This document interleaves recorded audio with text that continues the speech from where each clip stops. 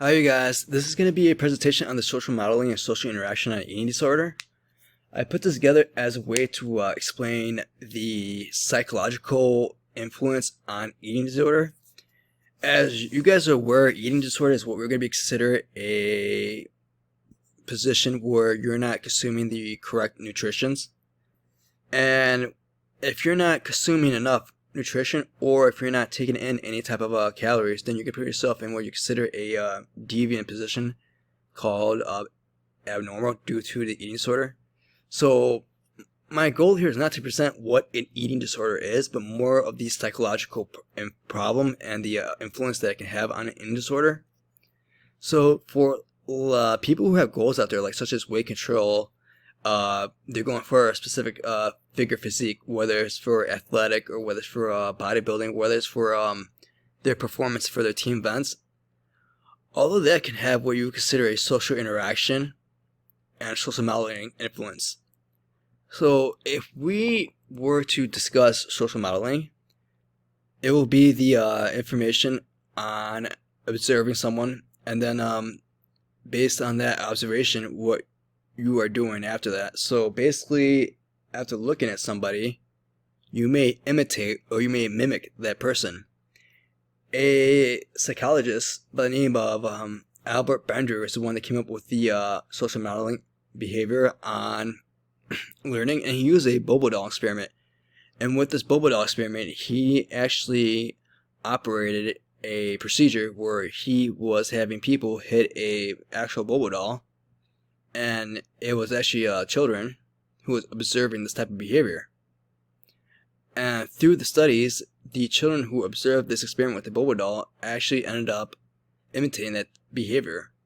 So this theory ended up being considered a social cognitive theory, which could be used to explain the social modeling as far as somebody viewing a person and observing that person's behavior and then going ahead and interpreting it, as in taking in that information and performing it now.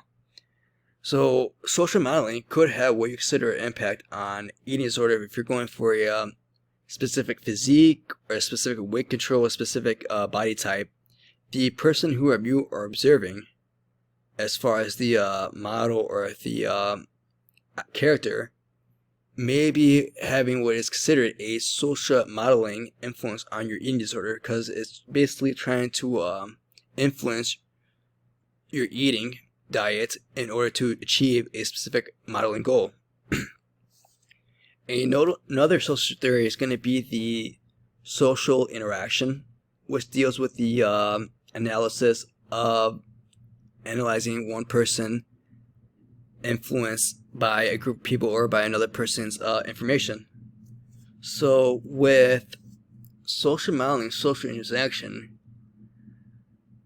you communicating with peers as far as people your own age, people who you're on a team with, people who you listen to, those people will have what is considered a influence on the mind of that person who is receiving the information.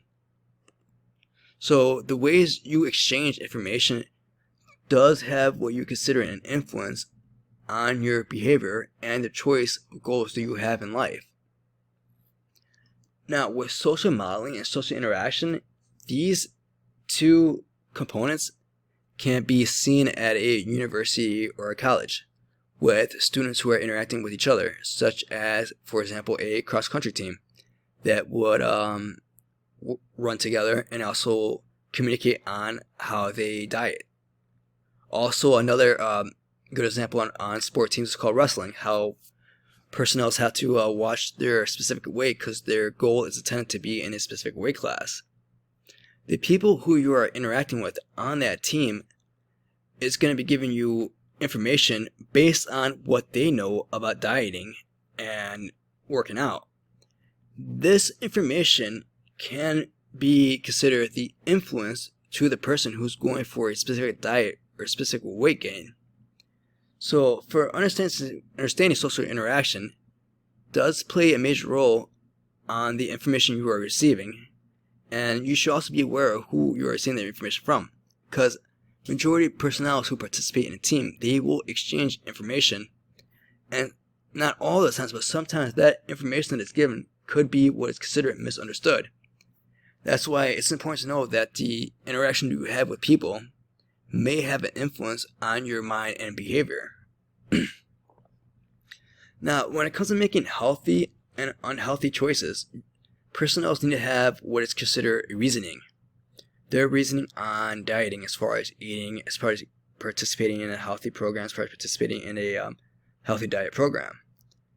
Because honestly, the mental process is influenced by the information that you receive from peers in social modeling and social interaction, which can cause a natural physical change in your body type, which, if your goal is intended to be. So, for example, you witnessing a person on a screen.